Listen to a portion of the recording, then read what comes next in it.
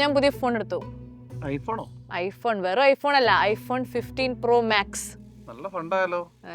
പൈസ നോക്കിയില്ല സാർ. ഇത് കുറച്ച് ഇതിന്റെ ഫുള്ള് ഡെബിറ്റ് ഒന്ന് എടുത്തു, ബാക്കി ഞാൻ എന്റെ ക്രെഡിറ്റ് കാർഡ് യൂസ് ചെയ്തു. കുഴപ്പമില്ല, ക്രെഡിറ്റ് കാർഡ് ഒക്കെ ഉണ്ടല്ലേ? ക്രെഡിറ്റ് കാർഡ് ഒക്കെ ഉണ്ട്. 1.25 ലക്ഷമായി സാർ.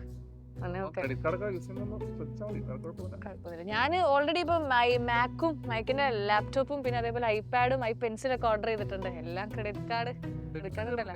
ഡെബിറ്റ് തീർന്നു, ഇനിയിപ്പോ അടുത്ത സാലറി വരുമ്പോ അത് അടച്ചാൽ മതിയല്ലോ. യൂസ് ചെയ്യാണ്.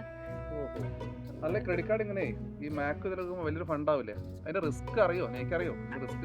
ഇപ്പൊ സാർ ഇതിപ്പോ ഇതിന്ന് എടുത്താൽ നമ്മൾ തിരിച്ചടച്ചാ പോരെ, വേറെ റിസ്ക് ഒന്നും ഇല്ലല്ലോ. റിസ്ക് ഒന്നുമില്ല, നമുക്ക് എടുത്തിട്ട് തിരിച്ചടച്ചാൽ മതി. അപ്പൊ തിരിച്ചടക്കാനുള്ള ഫണ്ട് വേണ്ടേ? അടുത്ത സാലറിയില് അത്ര വലിയ സാലറി ആയിക്കില്ല മാക്കെല്ലാം ആണെങ്കിൽ നമ്മുടെ എക്സ്പെൻസിനെക്കാട്ടും കൂടുതൽ പിന്നെ കുറവാണ് സാലറി എങ്കിലേ ഈ പൈസ തിരിച്ചടയ്ക്കും. പ്രശ്നമില്ലേ? അടുത്ത സാലറി അടയ്ക്കാൻ പറ്റില്ല. അത് കൊടുത്തു വിചാരിക്കാം. അപ്പൊ അടുത്ത മാസം നമ്മള് എക്സ്പെൻസ് അല്ലേ, ഡേ ലൈഫ് മുന്നോട്ടുണ്ടോണ്ടേ. അപ്പൊ എന്ത് ചെയ്യും? അതുകൊണ്ടല്ലേ. അല്ല സാർ, ഞാനിപ്പോ ക്രെഡിറ്റ് കാർഡ് വെച്ച് ഇതൊക്കെ എടുത്തത് അബദ്ധമായോ? ഇനിയിപ്പോ ഞാൻ അല്ല, ക്രെഡിറ്റ് കാർഡ് നമുക്ക് ഒരു നമ്മുടെ ഇൻഡിപെൻഡന്റ് ആയി നമുക്ക് യൂസ് ചെയ്യുന്നത് നല്ലതാണ്. ക്രെഡിറ്റ് കാർഡ് യൂസ് ചെയ്യുന്നത് നല്ലതാണ്, പക്ഷെ അത് എങ്ങനെ നമ്മൾ യൂസ് ചെയ്യുന്നതാണ്. കാരണം നമ്മള് ബാങ്കുകാർ ഇങ്ങോട്ട് വിളിച്ചല്ലേ ക്രെഡിറ്റ് കാർഡ് നമ്മൾ അങ്ങോട്ട് പോയിട്ടില്ലല്ലോ. അവർ ഇങ്ങോട്ട് വിളിക്കണമെങ്കിൽ നമുക്ക് ഗുണം ബാങ്കിനാണ് ഗുണം.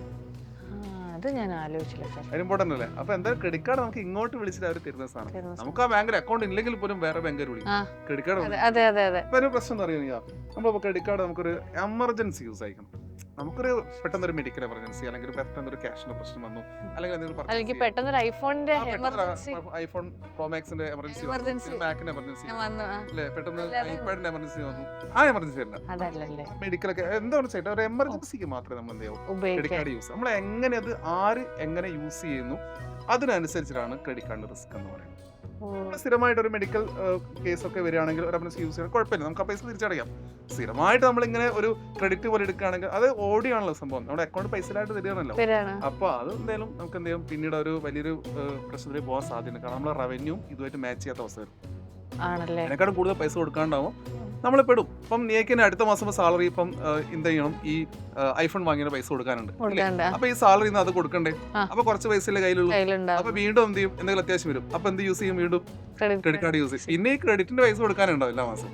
അപ്പൊ എങ്ങനെ യൂസ് ചെയ്തതിനനുസരിച്ചാണ്. ക്രെഡിറ്റ് കാർഡ് നല്ലതാണ്, പക്ഷെ അത് യൂസ് ചെയ്ത പോലെയാണ് റിസ്ക് ഉണ്ട്, അത് ചെയ്യുന്നതിൽ റിസ്ക് ഉണ്ട്. നമുക്കത് ഒഴിവാക്കാല്ലേ സാർ? വേണ്ടല്ലേ, ഒഴിവാക്കാൻ പറ്റില്ല. ഒഴിവാക്കലും പ്രശ്നമാണ്. ഒഴിവാക്കാനും പാടില്ല. ഒഴിവാക്കിയ പ്രശ്നം എന്താ അറിയോ, നമ്മളിപ്പോ ക്രെഡിറ്റ് കാർഡ് യൂസ് ചെയ്യുന്ന ആളുടെ സിബിൽ സ്കോർ ഉണ്ടല്ലോ. നമുക്കറിയാം, ലോണൊക്കെ കിട്ടണം ആദ്യം എന്താ ചോദിക്കും, ചെക്ക് ചെയ്യും, എന്നിട്ട് നമുക്ക് ലോൺ തരും.